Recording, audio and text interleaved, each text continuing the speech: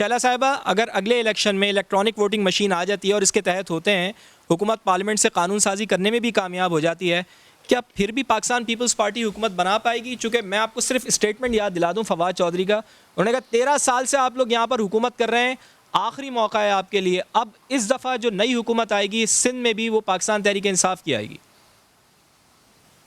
फवाद चौधरी जो है ना, वो इतनी पार्टीज़ बदल चुके हैं कि उन्हें इतना ही खुशामदाना बयान देना चाहिए, क्योंकि उन्हें नहीं मालूम कि उनकी अगली पार्टी अब कौन सी होगी।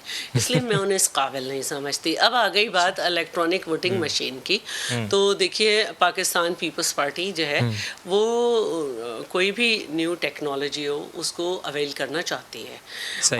हमारे ज़माने में जो मशीन जरदारी साहब के ज़माने में इंट्रोड्यूस हुई थी, उसमें और इसमें ये फ़र्क है कि इसमें एक पेपर भी ऑथेंटिकेशन का है।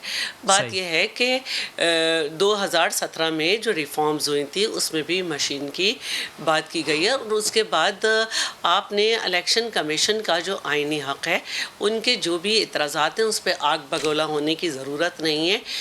इलेक्शन कमीशन हो या थर्ड पार्टी हो पिलडार्ट, या आपकी अपोजिशन पार्टी हो, आपका काम है उनके इतराज़ात दूर करना। इस पर आप अपनी इज़्ज़त का मामला ना बनाएं तो बेहतर है। और दूसरी बात जो है वो मैं ये करना चाहती हूँ कि फरजाना राजा तो भागी हुई है बकौल आपके, और उन्होंने काम गलत किया।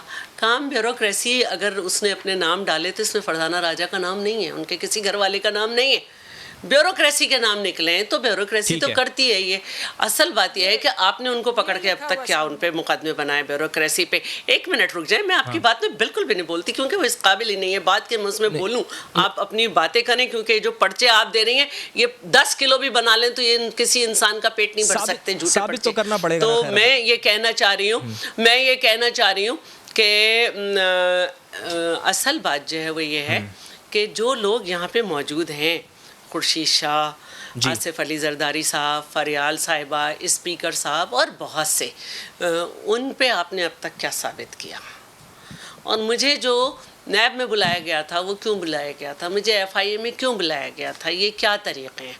और इससे हमारा कुछ नहीं बिगड़ेगा। आप लोग चाहते हैं कि आप फजूल किस्म के ऑर्डिनेंस लाएं, जिससे आज जो आपका ऑर्डिनेंस आया है जिसमें आपने टैक्सेस जो हैं 5 से 35% तक बढ़ाए हैं, ये भी मेरे पास डिटेल मौजूद है, जो कौन कौन से जो एक्ट हैं आइन में मौजूद उनकी वायलेशन कर रहा है। तो आप चाहते हैं कि मुखालिफ और मुखालिफत करने वालों के गले दबा दिए जाएं। अवाम का गला ऐसे दब सकता है कि उनको महंगाई की चक्की में पीस दिया जाए। आप ये कह रही हैं कि इंतकामी सियासत हुकूमत कर रही है, आप इसके ऊपर इल्जाम लगा रही हैं हुकूमत के ऊपर। बिल्कुल कर रही है, बिल्कुल कर रही है, बिल्कुल कर रही है। मैं बल्कि ये पूछती हूँ कि एहसानुल्लाह एहसान के एक ट्वीट ने हमारी पूरी जो एक जद्दोजहद है कि हमने एक जद्दोजहद की, चाहे रेलू कट्टे बुलाए हों, चाहे हमने सिक्योरिटी देकर मैचेस कराए हों, हमने मैचेस कराए कि ये जो हमारे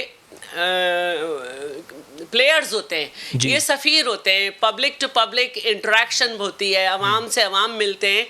आपने जितनी तुंदही से अपोजिशन के लोगों को पकड़ा हुआ है, उनके ऊपर नई बातें ला रहे हैं कि अब एक और ऑर्डिनेंस ये आया है कि 20 साल पुराने रिकॉर्ड भी चेक किए जाएंगे। पार्लियामेंटेरियंस का अपना खुद जो टैक्स वो करते थे उस पर भी आपने वो भी हटा दिया, और आप जो है वो हर चीज़ में नादरा के जरिए, अब नादरा के जरिए आप पहुंचेंगे। एक मिनट मेरी बात पूरी होने दें, मेरी आखिरी बात, बस मेरा आखिरी जुमला है, जल्दी से कर लेंगे। कभी खुर्शीद शाह और अपोजिशन के लोगों की जो आपको फिक्र होती है कि इनको पकड़े मारे, कभी एहसानुल्लाह एहसान के लिए भी एक बयान दे देते तो आज ये ट्वीट ना होता।